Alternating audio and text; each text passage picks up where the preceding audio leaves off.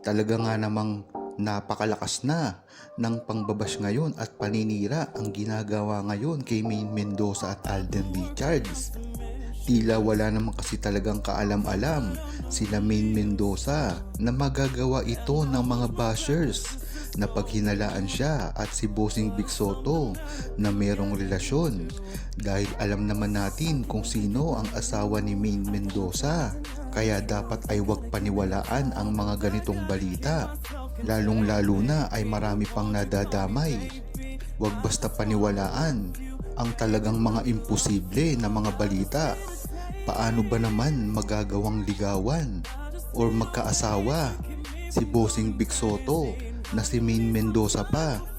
Alam naman natin na napakasaya ni Big Soto sa kanyang pamilya ngayon na si Pauline Luna at ang kanyang mga anak. Kaya dapat ay wag paniwalaan ito, dahil isa lamang itong taktika para sirain si Maine Mendoza at Alden Richards.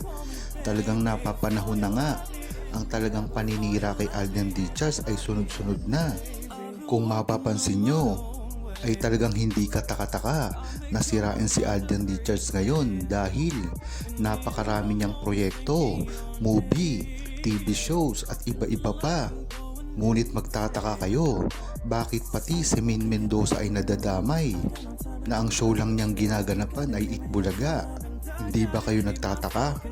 Talagang alam natin na totoo ang relasyon ni Maine Mendoza at Alden Richards, na kung sisirain nila ang relasyon ni Alden Richards at Maine Mendoza ay mapababagsak nila si Alden Richards, at sa gayon ay hindi tatangkilikin ang mga proyekto ni Alden Richards. Kaya dyan mo makikita ang koneksyon kung bakit pati si Maine Mendoza ay nadadamay sa mga pambabash at paninira patungkol kay Alden Richards, na alam naman niya na talagang mag-asawa na si Maine Mendoza at Alden Richards.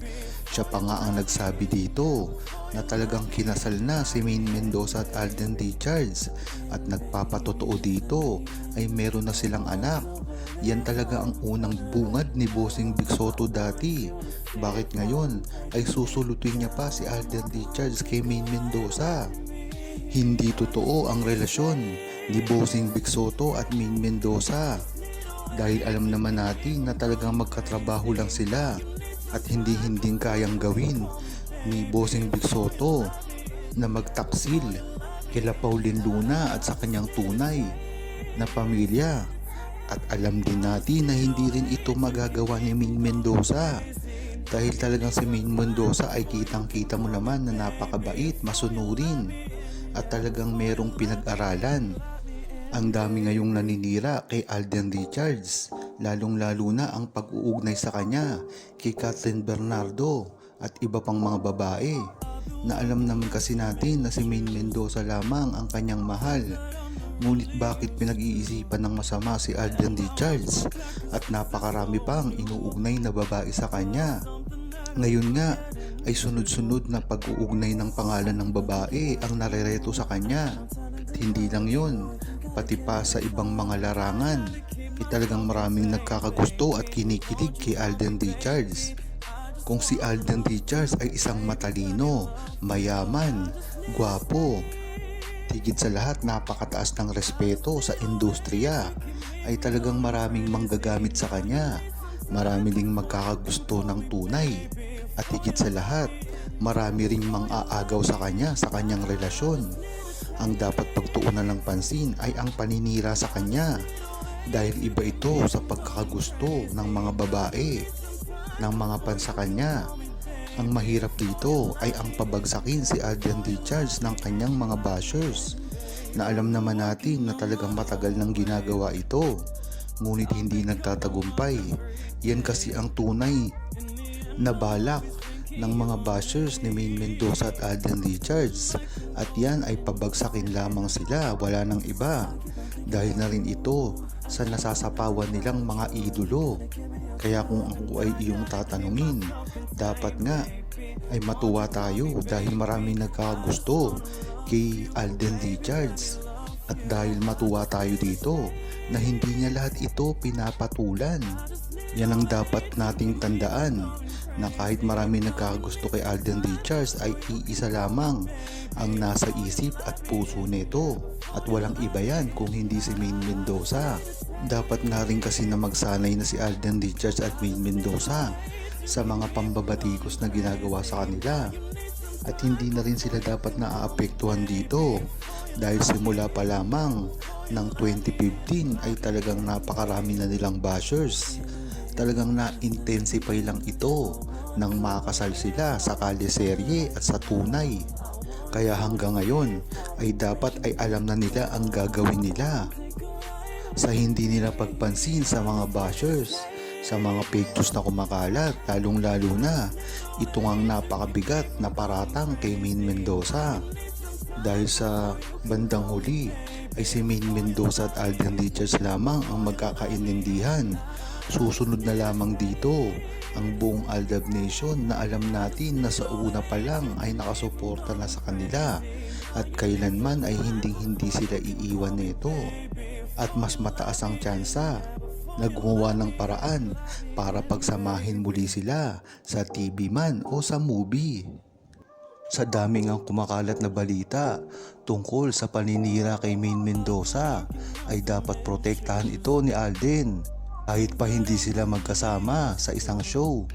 Ngayon kasing malayo sila sa isa't isa ay napaka-vulnerable ni Maine Mendoza sa mga chismis. Alam naman natin na si Maine Mendoza lang dati ang humaharap mag-isa kapag mayroong balita nakakasama sa kanilang dalawa ni Alden. Bagamat alam natin na matapang si Maine Mendoza sa simula pa lamang, ay iba na ngayon ang panahon dahil napakarami na nga ang nagkalat na basher at walang pakundangan. At isa pa dito ay hindi sila ngayon magkasama, kaya naiintindihan ng buong Aldab Nation na marupok ngayon si Maine Mendoza dahil walang magtatanggol sa kanya. Pagkakataon naman ni Alden para protektahan si Maine Mendoza. Hindi man bokal si Alden Richards sa kanyang feelings pagdating kay Maine Mendoza, ngunit napakatalino naman ito sa mga sagot niya. Yan ang nagpapatunay ng mga cryptic message na patungkol sa relasyon nila at totoong nararamdaman niya. Kaya dapat nga ay gumawa na ng aksyon si Alden Richards nang sa gayon ay matigil na rin ang mga pambibwiset at pangbabash kay Maine Mendoza at hindi na rin pumalat pa paninira sa kanya, dahil sa bandang huli sila rin ang matatalo kung hindi nila ito lalabanan ng maaga. Pagkatapos ng napakalaking mga kontrobersya na bumalot nitong mga nakaraang buwan, at ganun din si Alden Richards. Kaya bakit ngayon ay hindi nagkakaroon ng balita sa kanila? Nagbingo nga ang isang Aldab Nation nang sabihin nito na dapat ay hindi na muna sila magsalita at huwag aminin sa publiko kung ano man talaga ang status ng relasyon nila, dahil napakarami ang nagmamatiyag sa mga kilos nila, lalong lalo na ngayon na tuloy-tuloy pa rin ang paninira kay Maine Mendoza at Alden Richards. Ang lalong-lalo na inawala pa mismo si Maine Mendoza sa GMA, lumipat sa TV5 dahil alam naman natin na ang GMA ay isa sa pinakamalaking kumpanya ngayon.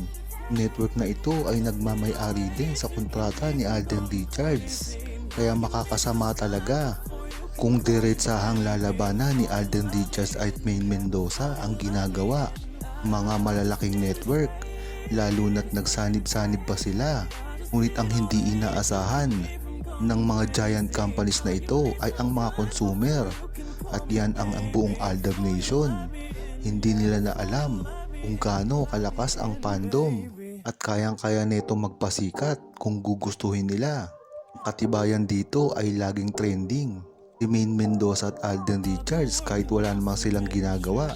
Kaya kung magpasya man si Maine Mendoza at Alden Richards na magsalita sa publiko ay tiyak na susuportahan ito ng buong TV-ADN.